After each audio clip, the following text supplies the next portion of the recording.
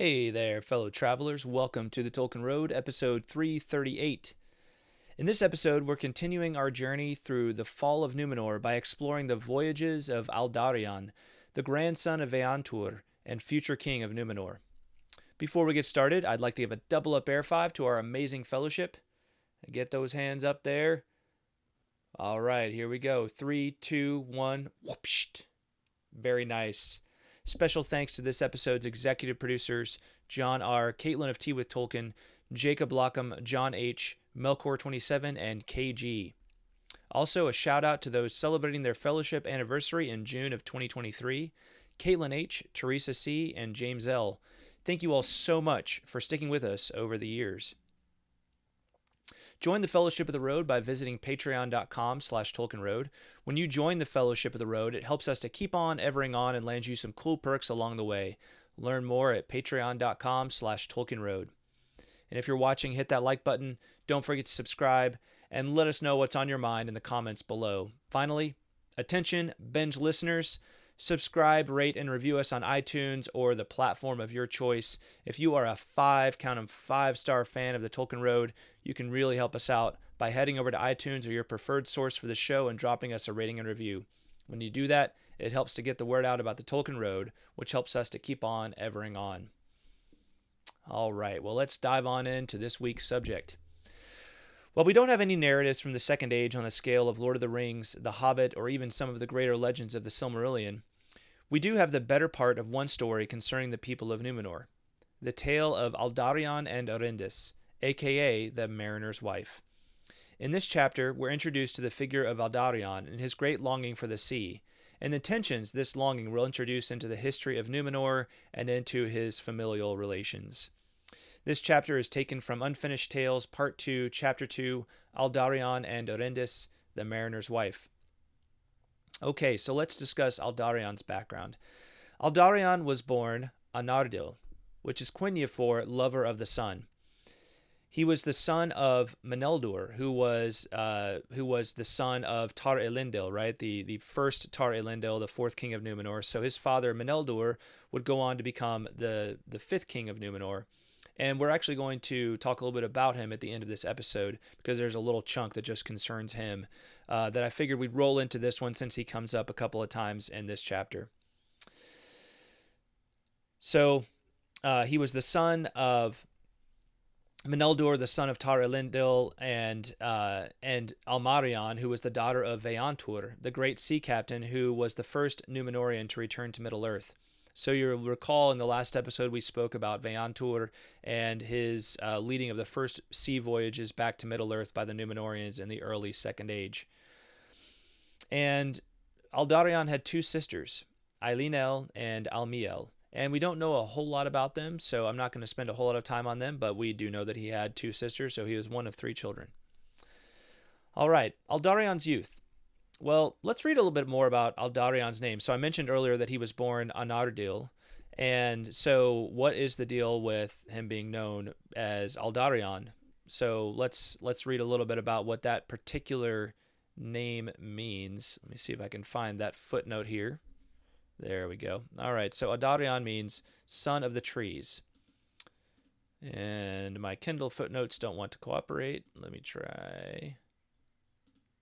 Just got to click them the right way. I may need to go to the old paper copy, folks, because the Kindle is not cooperating with me. But fortunately, I have it back here on my books. You'll see those are, in fact, real books, not just covers on my bookshelf right there. All right, well, give me a second here to find this particular footnote. They're not so easily referenced when you have to actually look it up in the book. So here we go, notes. And we're almost there. The Voyages of Aldarion. Here we go. Footnote 4. From the Quenya, Aldar, trees, and Eon, sun. The name reflects Aldarion's reputation as a tree steward and a forester, a task he would take seriously since, as a mariner, it was important to ensure that the trees remained plentiful in order to meet the demands of his program of shipbuilding. Whilst Anardil only took the name on his ascending the throne in Second Age 883, it is the name by which he is called from this point going forward in the narrative of Aldarion and Erendis. So looking back, he's referred to that. What I understand by that is that even though Tolkien really refers to him the whole time, where he's speaking about him as Aldarion, and historically he would not have actually been referred to as Aldarion until he actually ascended the throne much later in his life. So we'll refer to him as Aldarion, but just keep that in mind that in reality, like in a lot of these early tales of his life, he would have been Anardil. All right. Okay, so that's footnote 4, and I'm going to keep my paper copy, my really nice hard copy of the Fall of Númenor here with me so I can access the other footnotes that I want to get to. All right. So, all right, Kindle's being all kinds of buggy on me right now. So, all right, there we go. So, he was strong and vigorous in mind and body, golden-haired as his mother, ready to mirth and generous, but prouder than his father and ever more bent on his will. So, kind of putting that into plain speak for us, he was strong, very intelligent, strong of mind, strong of body. He had golden hair. He was ready to mirth, which I take to mean he was kind of, a joyful person to be around, like, ready to kind of cut up and laugh and that sort of thing. So he wasn't like sort of a grim figure, but he was, a little bit more willing to, to jump right in and, maybe kid around and just have kind of a jovial disposition. And he was a generous person, right? We all like generous people. It's nice to be around generous people. And I take that to mean not just generous in the sense of like giving of material resources, but generous in spirit, right? Just somebody who is always willing to share with you. So he sounds like a kind of a nice guy to be around, right? Overall. But he was prouder than his father and ever more bent on his will. And we'll talk a little bit more about his father here a little bit later on and how they were kind of very different personalities. So he was proud. He was very proud for all the good things we just said about him. That proudness, you can argue, can that be something, if it's kind of tamed, that pride, can it be something that's a good thing? And I think, perhaps in a ruler, it can be a good thing, but it can also be a great occasion for vice and for evil, as a ruler, right, with so much power in your hands. So anyway, a little just brief character sketch of Aldarion and what he was like. And one very important thing, he loved the sea. So I'm going to read this passage. We can actually share this because it's not a footnote in Kindle that I have to click to. From the first, he loved the sea, and his mind was turned to the craft of shipbuilding. He had little liking for the North Country and spent all the time that his father would grant by the shores of the sea, especially near Romena, where was the chief haven of Númenor, the greatest shipyards and the most skilled shipwrights. His father did little to hinder him for many years, being well pleased that Aldarion should have exercised for his hardihood and work for thought and hand. So it's said in kind of passing, but we should take note about this. He had little liking for the North Country because the North Country was actually where his father, Meneldur, really liked to spend his time. So you can see almost this like symbolic juxtaposition of Meneldur liking to go to the north, and it will later learn that he built like a tower for himself to kind of look at the stars from up here. But Aldarion didn't like spending his time there. He was much more interested in hanging out in Romena and then going to sea, right?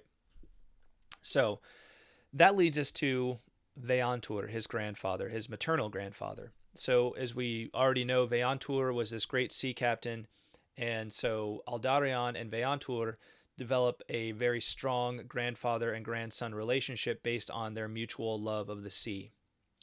So Aldarion spent a lot of time with Vëantur near Romena, which is the city on the east coast of Númenor.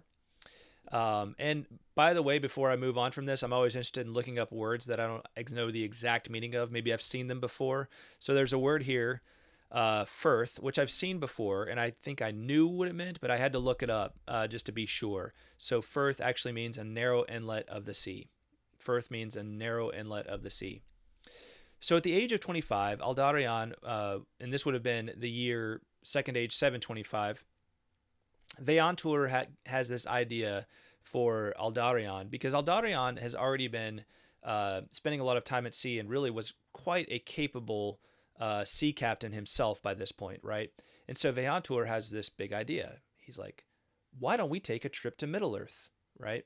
And so I'm going to read this passage that goes into this discussion and Vëantur's idea, and this will set the stage for what comes after. Aldarion was much loved by Vëantur, his mother's father, and he dwelt often in Vëantur's house on the southern side of the firth of Romena.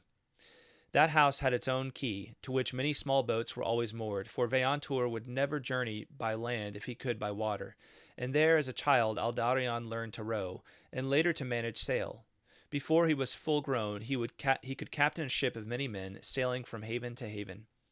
It happened on a time that Vëantur said to his grandson, Anardilia, the spring is drawing nigh, and also the day of your full age, for in that April Aldarion would be 25 years old. I have in mind a way to mark it fittingly. My own years are far greater, and I do not think that I shall often again have the heart to leave my fair house and the blessed shores of Númenor. But once more, at least, I would ride the great sea and face the north wind and the east. This year you shall come with me, and we will go to Mithlond and see the tall blue mountains of Middle-earth and the green land of the Eldar at their feet.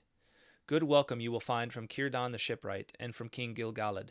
Speak of this to your father. So, Vëantur proposes this idea of taking this great journey back to Middle-earth, which is no small feat, right? It's going to take probably at least a year and maybe longer. And he says, speak of this to your father. Now, you may be like, well, that's cool. Like, grandfather and grandson can go on this voyage. But remember who the other grandfather of Aldarion was. Tar-Meneldur, right? The father of Meneldur. And so Meneldur knows that won't be too long before he ascends to the throne. And who is his only heir? Well, it's Aldarion, right? Aldarion is the heir to the throne. And keep this in mind considering what we had spoken about a couple of chapters ago when we spoke about Silmarillion, right? Silmarillion was the firstborn child of I believe actually it was Tar-Meneldur, right? So Meneldur is already quite aware that because he was the firstborn son, not necessarily firstborn child, but because he was the firstborn son, that the throne has passed down to him. But what if Meneldur's line, right, doesn't have a son, right? What if Aldarion were to perish at sea? Well, what would that do? Well, I'm assuming it would make the line pass back over to whoever was the eldest male descendant of Silmarillion, right? And I won't dive into who that was at this point, but, you can kind of see that there's a lot more at stake than just like, hey, hope you're safe, son. Sure do love you, right? It's kind of like, this is the line, right? This is, you are the heir to this throne. This is the line. And we can also sense, and we might think, well, how vain of Meneldur, he's got to be, it's got to be his line, right? Well, you could look at it that way, but I don't know that Meneldur is necessarily looking at it completely that way. It could simply be the idea that, hey, if you were to perish at sea, and then that would really kind of throw the whole succession of power into a tizzy, because I'm sure that other people would stand up and be like, well, hey, and try to assert their right to the throne, right? It wouldn't just be as simple necessarily as Silmarillion, right? You think about it, it's like if there's always that male heir, right? Then it's just kind of clean. We know who should be the king. But what if it doesn't pass to him? Could that throw the whole Númenorian monarchy and the peace of Númenor itself, out the window, right? It's a scary, scary thought. So we need to give Meneldur some credit here in his response. Okay, we can already detect the difference in personality between Meneldur and Aldarion as well. So, but Meneldur does say yes. He allows for this journey, even though he was loath to grant it. It says, he is, he's a very kind of like different personality, right? He's not so perhaps outgoing. He's more of a, he's more of that bookish type that we talked about, bookish type of monarch that we talked about. There's two different types of monarchs in Númenor's history, and Meneldur is maybe that more mild-mannered, even-tempered sort than Aldarion. And so he says to his son, do as your heart calls.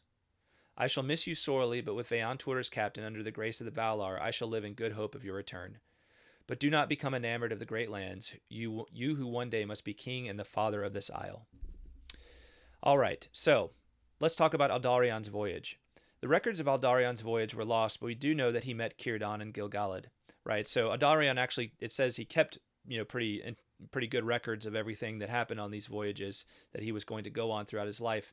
But unfortunately, they're later lost in the history of Númenor, so we don't know all of the details. Man, wouldn't it be cool to know all of the all of the adventures and everything that Aldarion had in these lands is more about his meetings with Círdan and Gil-galad. All just amazing, how amazing it would be to know about those things. But it does say he journeyed far in Lindan in the west of Eriador, and we'll pull up the map here just so we can look at that together. All right, so we have Eriador. We have Lindan, right, which is our the Grey Havens area, the far west, what the little bit that's left of Beleriand over here, and then we have Eriador, which is this great region where we probably think of being the region of the Shire, right, mainly. So, yeah, that's the area that we are referring to when we talk about his adventure. So really in that northwest corner of Middle Earth that we are referring to. All right. He didn't return for 2 years. It says he did not return for more than 2 years, and Meneldur was in great disquiet. It is said that his delay was due to the eagerness he had to learn all that he could of Círdan, both in the making and management of ships and in the building of walls to withstand the hunger of the sea. So, he really kind of lingers, and this becomes a thing with Aldarion. We learned that really he kind of, once he goes on these voyages, he says he's going to be gone for a certain period of time, but then he really likes to linger. I mean, I get it, he's adventurous, but you see this tension he has with knowing that, like, when he's not at home, it causes problems at home. And really those problems are magnified by the fact that he is the heir to the throne. You think about it, and again, and I don't know that Tolkien goes a lot into this, and we are talking about Númenor, which you think is like this society of good people, but, I'm sure there were people, I'm sure Meneldur knew, like, they weren't perfect people, and so I'm sure Meneldur knew, it's like, well, is it possible that someone's going to come along and try to off me, because they know that by offing me, it won't pass down to Aldarion, and then maybe if Aldarion comes back after he's offed me, he'll be like, well, where have you been? And maybe he'll try to get rid of him as well, right? So, there's just, again, all these power dynamics that are at play here. And, we can't be too hasty to fault Meneldur for maybe thinking about power, because power, in some cases, in many cases, I think especially in the case of Númenor, can equal peace, right? It can equal kind of the common good and the common peace of the people. And I think we're still at a history in Númenor where it's not so much about the power for power's sake, but it's about the power to keep things peaceful. Okay. All right. So Aldarion's return. So he returns near the Eru Hantale, the Eru Hantale. So let's read about in footnote 6 what the Eru Hantale is. It says it's a prayer of thanksgiving made at the close of autumn, the third of the Númenorians' 3 annual prayer ceremonies undertaken by the king on behalf of the people on the summit of Menel Tarma. All right. So if you'll recall, we talked about this several episodes ago. But there were basically 3 times of these 3 great community prayers that happened 3 times a year. So one prayer 3 times a year, right? And this was the passage. This was the prayer that happens at the. Let me make sure I've got that right. It happens at the close of autumn. Okay, so it's the third of the prayers that happens. So he returns at the close of autumn near this time of prayer, and Meneldur says, "What did you see?" And Aldarion's response is very, very telling. So, let me share this while we read it.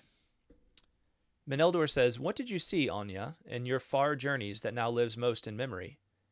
But Aldarion, looking east towards the night, was silent. At last he answered, but softly, as one that speaks to himself. "The fair people of the elves, the green shores, the mountains wreathed in cloud, the regions of mist and shadow beyond guess, I do not know." He ceased, and Meneldur knew that he had not spoken his full mind, for Aldarion had become enamored of the great sea, and of a ship riding there alone without sight of land, borne by the winds with foam at its throat, to coasts and havens unguessed, and that love and desire never left him until his life's end. So, we kind of get this sense with Aldarion returning from sea that he has been deeply changed by his adventures over to Middle-earth. And you just get this overwhelming sense of wanderlust, right? This sense of like, I can't be at home for too long, right? I have many journeys to undertake. I think of like, what I'm reminded of, like the poetry of John Masefield in all of this. Maybe if you don't know much about his poetry, look it up. But he writes a lot about. He wrote a lot of poetry about this type of sensation. Um, uh, what is the poem? I got to look this up while we're talking about it, you guys. It's called Sea Fever. All right, I'm going to read this right now. I may have read this at 10 times past on the podcast, but it is just a beautiful shorter poem by John Masefield. John Masefield, by the way, I believe was the poet laureate during at least of Britain during at least part of Tolkien's life. I must go down to the seas again, to the lonely sea and the sky, and all I ask is a tall ship and a star to steer her by, and the wheels kick and the wind song and the white sails shaking, and a gray mist on the sea's face and a gray dawn breaking. I must go down to the seas again, for the call of the running tide is a wild call and a clear call that may not be denied, and all I ask is a windy day with the white clouds flying, and the flung spray and the blown spume and the seagulls crying. I must go down to the seas again, to the vagrant gypsy life, to the gull's way and the whale's way where the wind's like a whetted knife. And all I ask is a merry yarn from a laughing fellow rover, and quiet sleep and a sweet dream when the long trick is over. Oh, I love that poem. It feels so Tolkienian to me. I don't know if Tolkien was a fan of John Masefield, but this poem feels very at home in kind of the Tolkien philosophy, if you will. All right, so the Tolkien philosophy. Okay, well, thank you for indulging me on that. Hope you enjoyed that poetic reading. So let's talk some more about Aldarion and Erendis, or Aldarion's voyages. We'll get to Aldarion and Erendis later. So we learn next that Tar-Meneldur ascends, and it is, do we have the year of that here? Well, we'll just go ahead and we'll jump ahead real quick. And he ascends in the year 740 of the Second Age.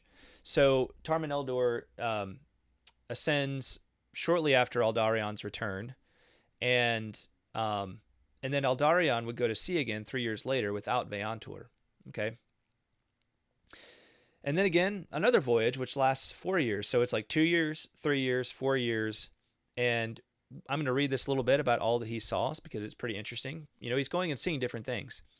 For it is said that he was no longer content to sail to Mithlond, but began to explore the coast southwards, past the mouths of Barandúin and Gwathlo and Angren, and he rounded the dark cape of Ras Morthil and beheld the great bay of Belfalas and the mountains of the country of Amroth, where the Nandor elves still dwell. So let's look at that real quick on our map of Middle Earth. So, and I need to pull this up on my own screen. Yeah, so we have it says he was no longer content to sail to Mithlond, all right? And Mithlond would be, our area over here, okay? And it says he began to explore the coast southwards past the mouths of Barandúin and Gwathlo and Angren. All right, so I believe Barandúin would be right here. This is the Brandywine, yes, flowing down. And I need to zoom in here on our map. Let's see, we've got the Barandúin, and I can't read that. Gwathlo, yes. I think these three rivers are the ones he's referring to right here. Actually, you can't see my mouse, unfortunately. But if you'll just kind of look in the center of my screen, if you're watching this, you'll see these three rivers right here. And then he rounds this cape here, and he sees the Bay of Belfalas. So he really journeys, far south. He's exploring a lot of the coast during this time. Okay. All right, on back to our narrative here. So, Aldarion restrained his desire to return to sea, but set about improving the maritime infrastructure of Númenor. So for a time, he stays at home, right? After this 2 year and 3 year and then 4 year voyage, he has 3 different voyages, 1, 2, 1, 3, 1, 4. Okay. It says he really decides to stay at home for a little while, but he repairs the maritime infrastructure. Then Aldarion restrained his desire and remained at home for a while for the comfort of his father. And in those days he put to the use the knowledge he had gained of Círdan concerning the making of ships, devising much anew of his own thought. And he began also to set men to the improvement of the havens and the quays, for he was ever eager to build greater vessels. By the way, this word Quays, I think it can be pronounced either key or quay. Um, it's one of these. It's just an odd word to me. It's always been an odd word to me, and I don't know particularly why. But yes, it's like it's actually you can pronounce it as key as you think of like the Florida Keys, right? The tiny little islands. Um, so it is appropriate to pronounce it in that way, or you can say quay. It's one of these words that has two different ways of pronouncing it. Um, so that's a little bit of an introduction to Aldarion and his voyages. We're going to talk a lot more about him when we get to, the story of his later years and his relationship with Erendis. But let's read a little bit about his father and his father's reign. So his father was born in Second Age 543 and died in Second Age 942 at the age of 399, so 400 years, pretty good long life for a Númenorian king. He ruled from 740 to 883, which is a reign of 143 years. Meneldur was Tar-Elendil's third child, for he had two sisters, right? So we talked about Silmarillion. So yes, he is the brother of his older sister Silmarillion, who we might say was denied the throne because of her gender, and Meneldur ended up taking it over. So we talked a lot about that in the episode on Silmarillion. So I'm going to read a little bit more about his, just kind of his temperament and his mood and what he was like. But I will say real quick, his birth name was Iriman, and he took the name Meneldur from his love of star lore, literally heaven servant. All right. And so I think with a lot of these names too that we see these kings of Númenor taking, these were the names that they took when they ascended to the throne. These were the Quenya names that they took when they ascended to the throne.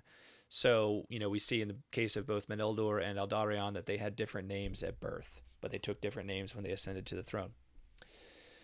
Okay, so Meneldur was a man of gentle mood without pride, whose exercise was rather in thought than in deeds of the body. He loved dearly the land of Númenor and all things in it, but he gave no heed to the sea that lay all about it, for his mind looked further than Middle-earth. He was enamored of the stars and the heavens. All that he could gather of the lore of the Eldar and Edain concerning Ea and the deeps that lay about the kingdom of Arda, he studied, and his chief delight was in the watching of the stars. He built a tower in the Forostar, the northernmost region of the island, where the airs were clearest, from which by night he would survey the heavens and observe all the movements of the light of the firmament. So, Ea, what is the word Ea? So, many of you are probably already aware of this, but I just wanted to make this clear because that's kind of an interesting word there. So Ea is Quenya, and it means to be. So the world that is, or the material universe, is summoned into being by Eru Iluvatar with the one word Ea and shaped by the music of the Ainur. And then Arda we referred to many times, but this would be simply, Ea being the entirety of the cosmos. Arda is Middle-earth. It's the world of this whole world. Where we won't get into the debate of whether it's actually a flat world or a sphere, but it's this world of Arda that they are dwelling upon. You can kind of see how that relates to Earth, Arda, Earth, Arda, Earth. You get that? Yeah. All right, makes sense. All right, and while he lived in Armenelos, right? So when Tar-Meneldur lived in Armenelos, he longed to study the stars from, this tower in the north that he built. So, he did his duty as the king, but there was this longing to the stars that pulled him away. Longing to the stars of Meneldur versus the longing to the sea of his son Aldarion. Interesting tensions there. Interesting tensions at play. I'd never really made that connection, but one is looking upward, one is maybe looking to the heavens, and one is looking out to the sea, to the beyond of the earth. Yeah, man, some people are just wired in different ways, aren't they? Yeah. So, well, I think that's all for this episode. I hope you enjoyed learning about Aldarion and Meneldur. There's a lot more to come on both of these figures, so be sure to stay tuned. And I wanted to hit a little bit of correspondence. So, have this great little note sitting in my inbox from late April from David Bigwood, longtime listener, longtime Tolkien fan. David says, so glad to hear Greta again. Yeah, it was fun to have her on the show. And, just a little Greta update for everybody. I feel like I need to do a Greta update every episode. She's doing great. She is working on a professional certification. and she's really excited about that. But she's got a few more months to go on that. But she is super excited. It's right up her alley as far as really helping people, helping them to really live healthy lives and to feel good and to help them fix the physical ailments that are bothering them. So she is working hard on that.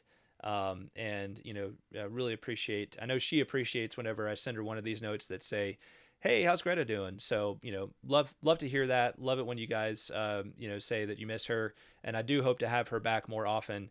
Eventually, I've got kind of an idea for maybe how to make it a little easier on her schedule to do that on a more regular basis. So please stay tuned.